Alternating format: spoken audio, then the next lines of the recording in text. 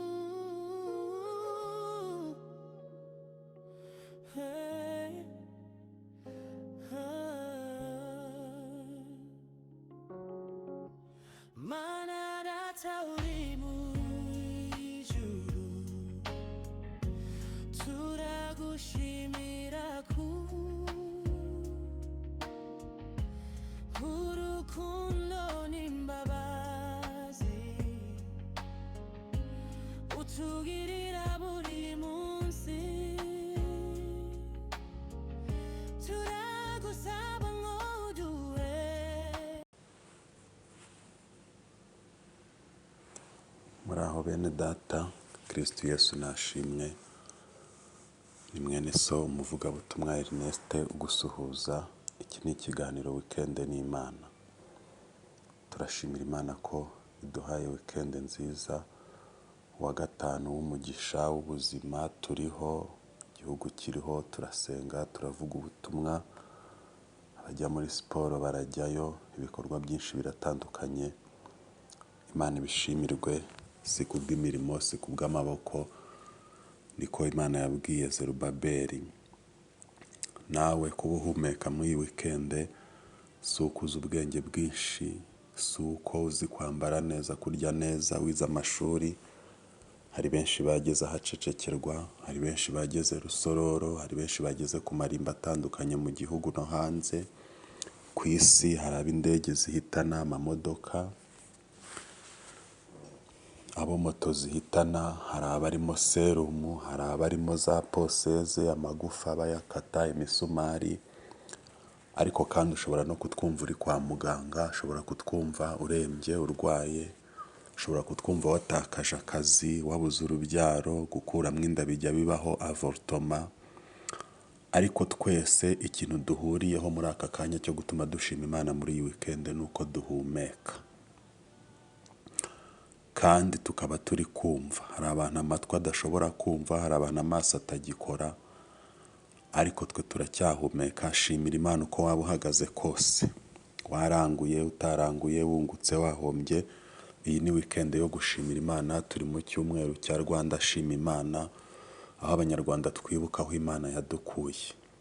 Imana ishimwe, tukibuka ukuntu Imana yadukijije Jenoside, ikadukiza amacakubiri, ikadukiza intambara zitandukanye, ikadukiza amoko, igakura abantu mu buhungiro. Abanyarwanda hirya no hino ku isi tukaba turiho, kandi turibuka ukuntu Imana yakunze isi. Dufite amashimwe magari aho uri hose, Canada, Amerika, aho uri hose mu majyepfo y'isi hagati. Turibuka ko Imana yagiye idukiza intambara zitandukanye, ikaturinda kurimbuka, ikaduha agakiza, ikaduha ubugingo. Itorero rifite akamaro mwene data, kuba isi ikiriho igihagaze igenda no kubera itorero rya Kristo rikiyirimo. Turashimira Imana ko yatugize ab'agaciro, ikatwigisha gusenga, kandi ikaba mu ruhande rwacu, tukaba tuvuga ubutumwa bwiza. Turimo rero turaganira ku ijambo rivuga ngo nubwo ubona ejo hahangayikishije, Imana yo yamaze kuhagera. Iki ni ikiganiro Weekend n'Imana. Nubwo uri kureba ukabona ejo haguhangayikishije, nzarya iki, nzambara iki, minerivare y'umwana mu kwa cyenda iravahe n'ibindi bitandukanye, nziga gute. Hari n'abajya bibaza ngo nzarama, hari uwigeze yandika indirimbo aribaza ngo ese nzapfa, n'ibindi bitandukanye. Ejo haraguhangayikishije, ariko Uwiteka yamaze kuhagera. Ndashimira Uwiteka ko atubanzirizamo. Mu rupfu yatubanjirije mwarazuka, ibyo turabizi. Mu muriro yatubanjirijemo, niyo mpamvu tujyamo ntidushye. Mu bihome muri gereza yagiye abanzirizamo ba Yozefu, niyo mpamvu ujyamo ugasohokayo. nta hantu Yesu atabanje. Nubwo ubona ejo haguhangayikishije ariko Yesu yamaze kuhagera. Bwira ikibazo wari ufite ngo ejo Yesu yarahageze. Aho cyashakaga kukujyana, washakaga kunjyana ku bifungo, ku madeni, ku rupfu, ariko Yesu yagiyeyo yicarayo. Niyo mpamvu turiho, kandi na nyuma yo kurangiza manda yacu ku isi tuzabaho.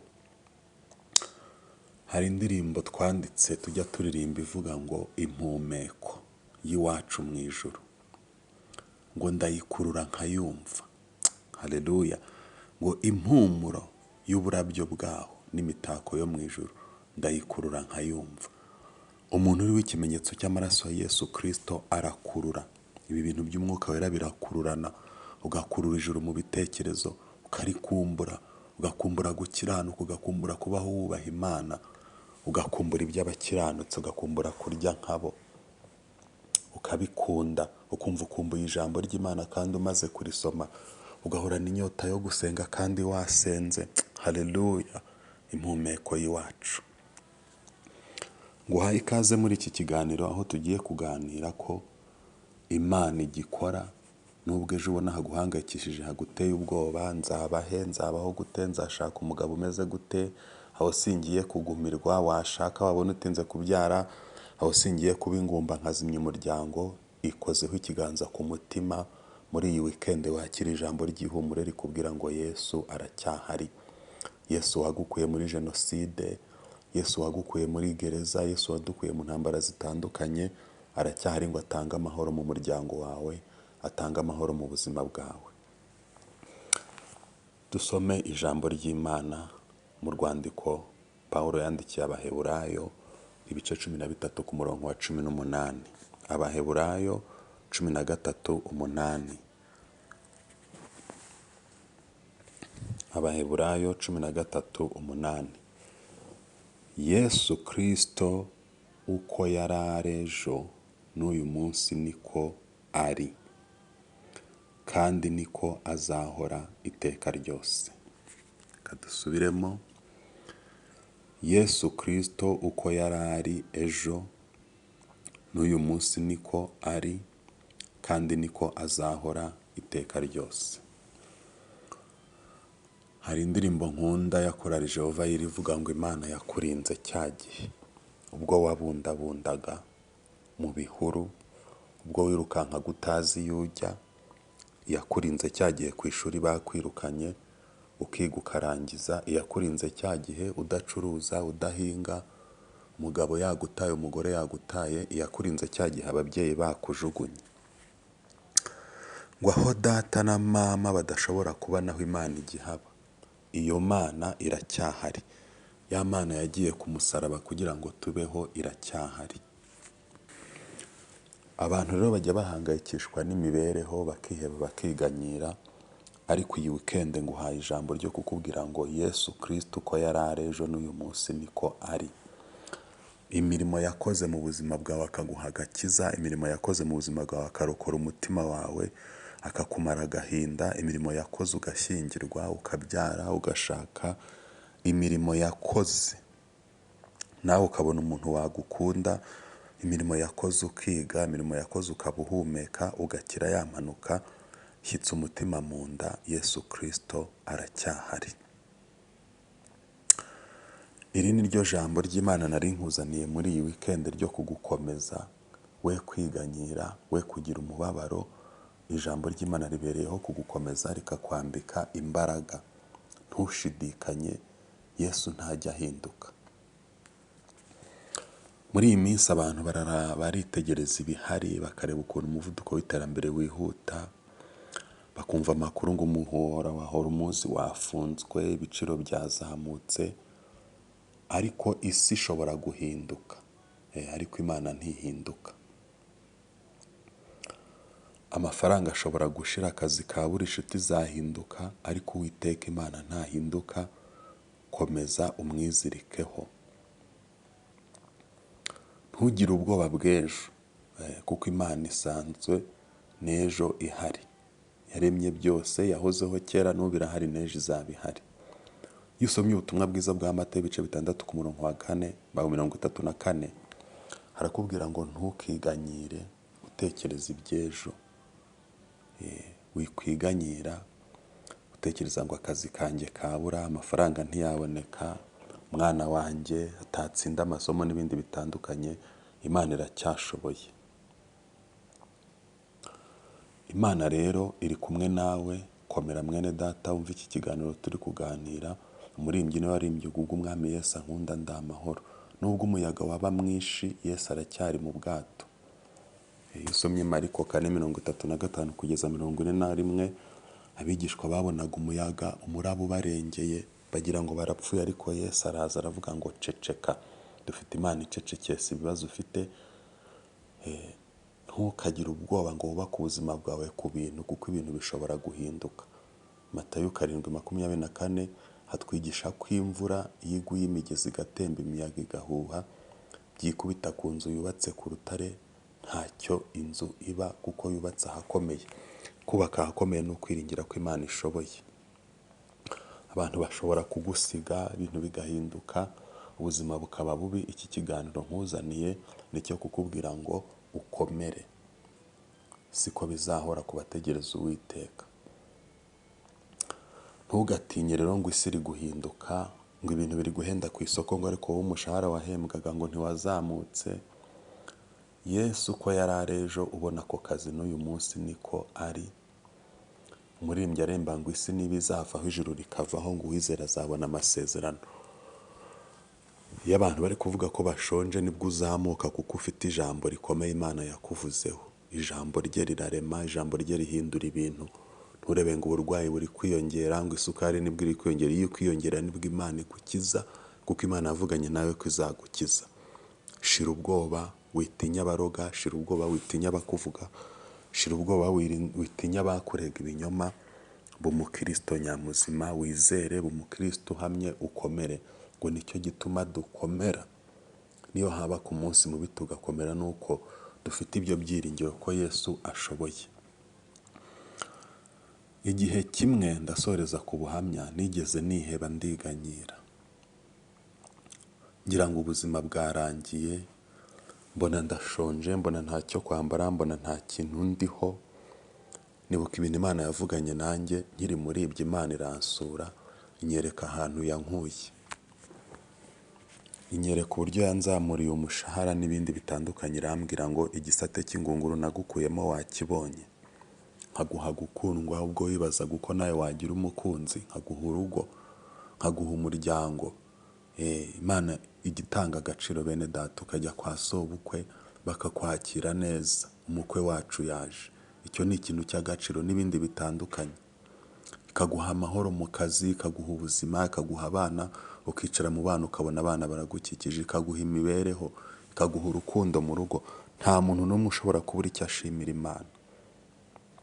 Wamenye kwambara inkweto kera na bodaboda zitarabagaho, abantu twaragendeshaga ibirenge, ugasanga ikirenge cyarakomeye, wakandagira n'igiti kikavunika. Imana irangije inyereka aho yankuye n'aho ingejeje. Twarasirimutse bene data, twamenye kwambara, tutera ipasi. Irangije irambwira ngo ukwiye kubushimira, utanshimiye nagusubiza aho nagukuye. Inyereka abantu bakihaba, bagikennye nk'uko nari imeze. Mpindura isengesho, senga isengesho ryo gushima Imana. Nshimira Imana ko ndiho, ko navutse, ko nambaye, ko nsenga, ko yampaye umwuka wera, kwigisha ijambo ryayo, ikansirimura, ikankiza umwanda. Maze kuyishimira, irangije ivugana nanjye ngo na bimwe wasabaga nguhaye amasezerano yo kubibona.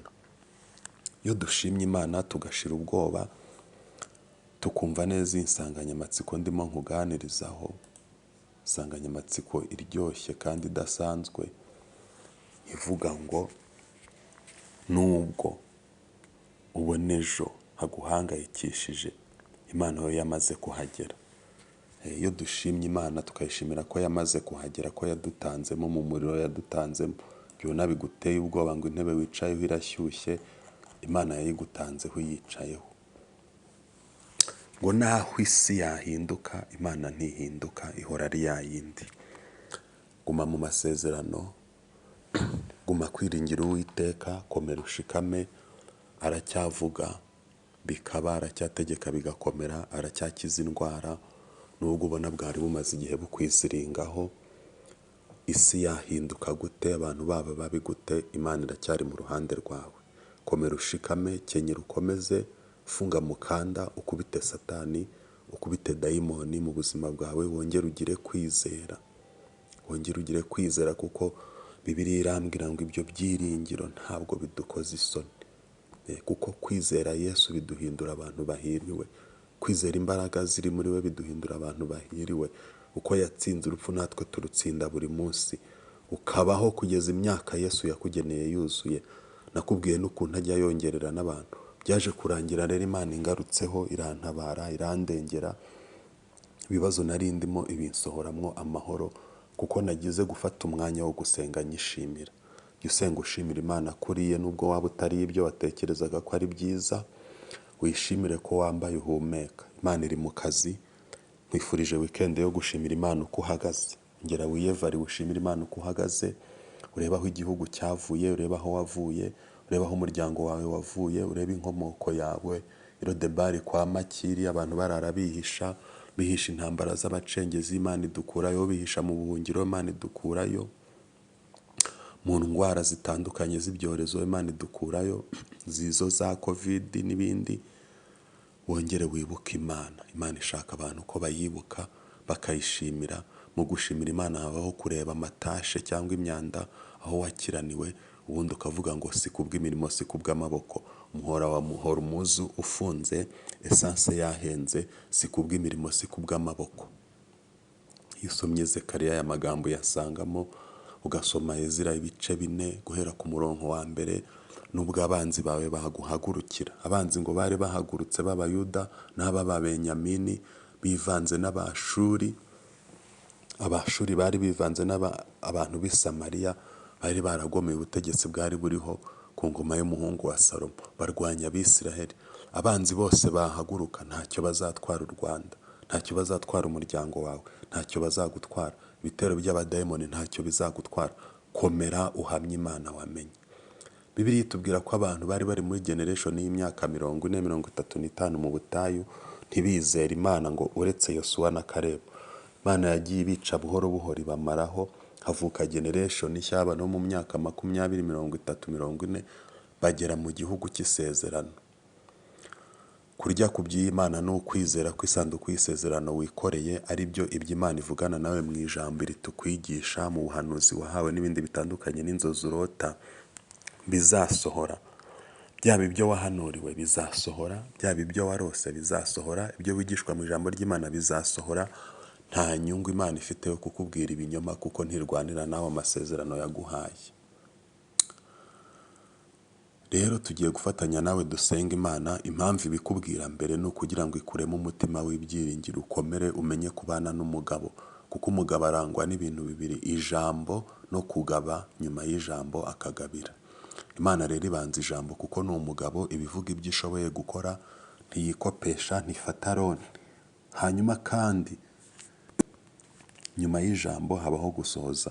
Niyo mpamvu abahanga iyi Imana yavuze iba yakoze. Kiranuka, senga, gira weekend yo kwiringira Imana, akira Rwanda shima Imana nziza, akira isi yose shima Imana nziza, dushima Imana aho twumvira hose ku migabane yose, ufate commitment yo gushima Imana kuko nibyo itarakorera bigutwaje. Igutwaje amafaranga, igutwaje akazi, igutwaje kurama, igutwaje imibereho, igutwaje gukira indwara, igutwaje ubuzima bwiza bw'abazagukomokaho, igutwaje umukunzi, igutwaje amamodoka, igutwaje ingendo z'indege, igutwaje ubutaka, gutura. Imana igutwaje byinshi. Niyo mpamvu nkwifurije kuba mu mbaraga z'Umwuka Wera wo kuyishimira, kuyikomezaho kuko irashoboye. Akira neza ijambo ry'Imana, fatanya natwe gusenga. Mana turagushimiye, ni wowe waturinze, ukura u Rwanda muri genocide, udukura mu icuraburindi ry'amoko, udukura mu buhungiro, udukura muri status mbi zitandukanye, muri za gereza, mu ndwara z'ibyorezo, utanga amahoro, uturinda intambara. Abanyarwanda turiho ku ruhande rw'isi, uturindira ku isi, ukarinda buri wese. Abatwumva bari ku isi yose, dufite amahoro, turahumeka. Tugushimiye ko duhumeka, tugushimiye ko turya, turacyariho, turakora, turagenda, turagushimiye. Akira gusenga kwacu, amashimwe tugushimiye ko turiho, tugushimiye ko waduhaye Mwuka Wera, ukaduha ijambo ryawe ritunga ubugingo. Murimbyi aremba ngo ntituzapfa tuzarama kugira ngo tuvuge imirimo yawe. Turagushimiye ko ukidutije umwuka, komeza kubana natwe kandi na nyuma y'ubu buzima tuzajya mu ijuru tubane iteka tunezerwe. Umugisha abantu bose bakurikira ikiganiro Weekend n'Imana, n'abazacyumva nyuma n'abatagikurikira. Umugisha igihugu, umugisha imiryango, umugisha itorero, umugisha umuntu wese ku ruhande rw'ubuzima bwe bube buzima mu mubiri no mu mwuka. Abantu basobanuka, abantu bamenye gusenga, bakubahe, abantu bata ibyaha, bata umwanda, bamenye kuri Imana ishobora byose. Turagushimiye kuri kumwe natwe, icyubahiro ni icyawe none n'iteka ryose. Urakoze, amena. Uwiteka nabane namwe. Nubwo utari kureba Imana none ngo uyibone, Imana iri mu kazi, irahari. Ndagira ngo mbikwibutse, kandi nubwo uhangayikishijwe n'ejo utazi uko hazamera, ndakwibutsa ko Imana yamaze kuhagera. Shalom, shalom.